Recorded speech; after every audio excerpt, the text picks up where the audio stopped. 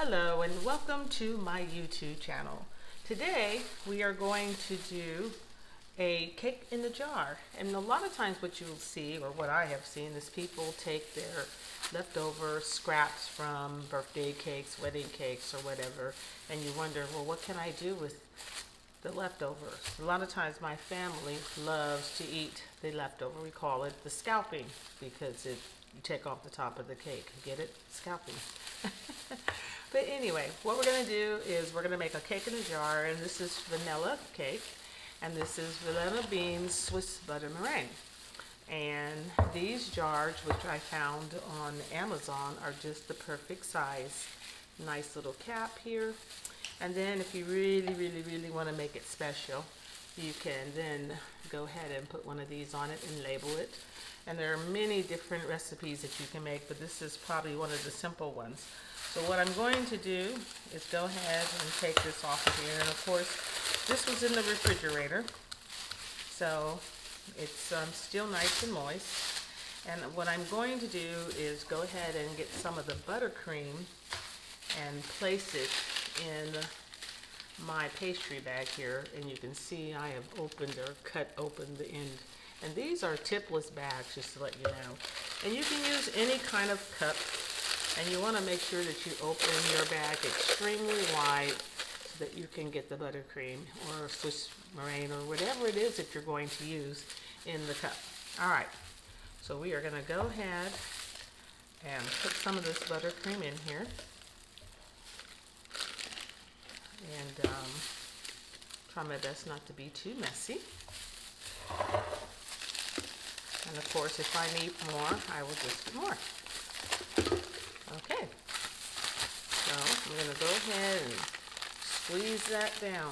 As you can see here, I'm squeezing that down just to about right there. All right, that's enough for now. Okay, so let's go ahead and start placing the cake in the jar.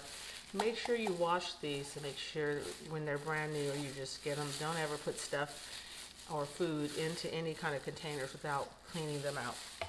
All right, so I'm going to just go ahead and break this up.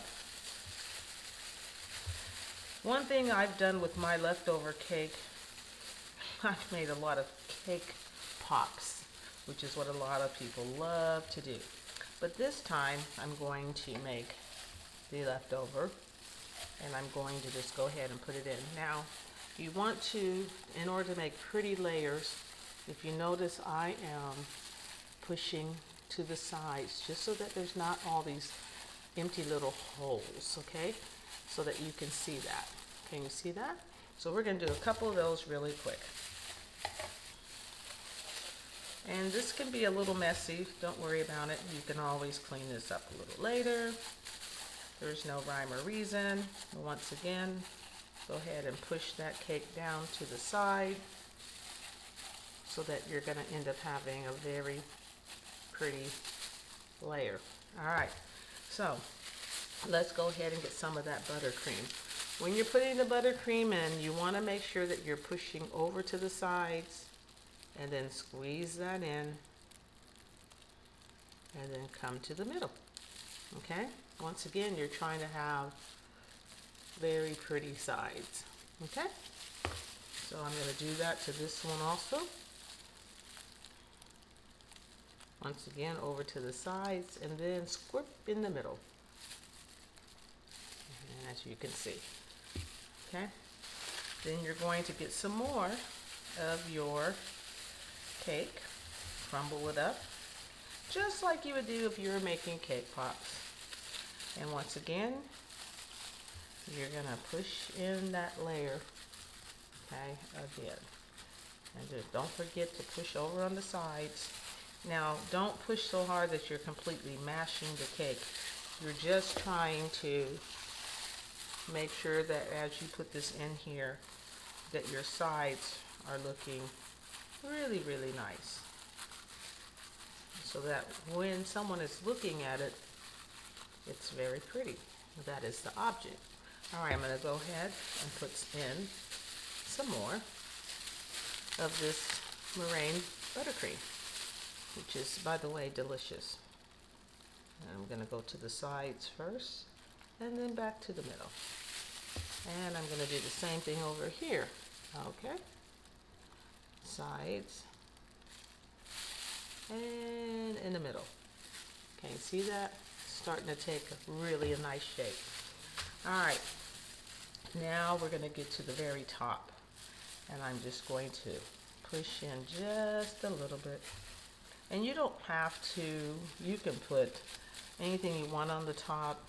You could put fruit. If you were doing fruit, you could do, oh, if you were making like an apple cobbler, peach cobbler, you can crumble up maybe graham crackers or anything like that and put it up there.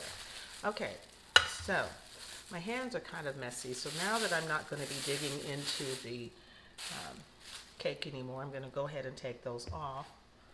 And I'm just going to wipe this down a little bit so it's not, you really are trying to have a beautiful cake here.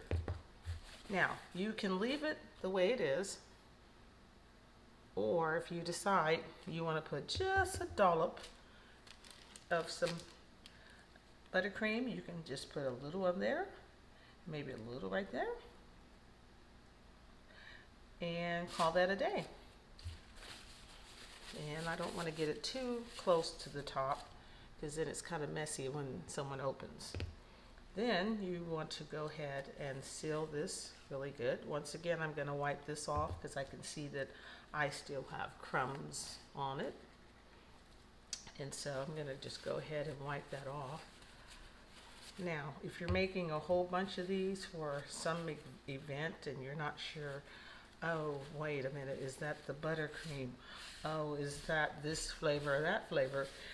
Then you want to make sure that you label them. I'm just going to clean these off just a little bit more.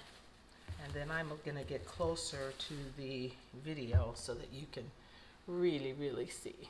Look how cute. Isn't that nice? And then, just to make it cute, especially if you're going to do this for somebody's wedding or you're having something at your home, you can take these little stickers that actually came with it, believe it or not, and stick them on. And then you may label them anything you want. I would put V for vanilla. And there it is. I want to thank you for watching and have a good day. Please tune in for my next What Can You Make with Sweets?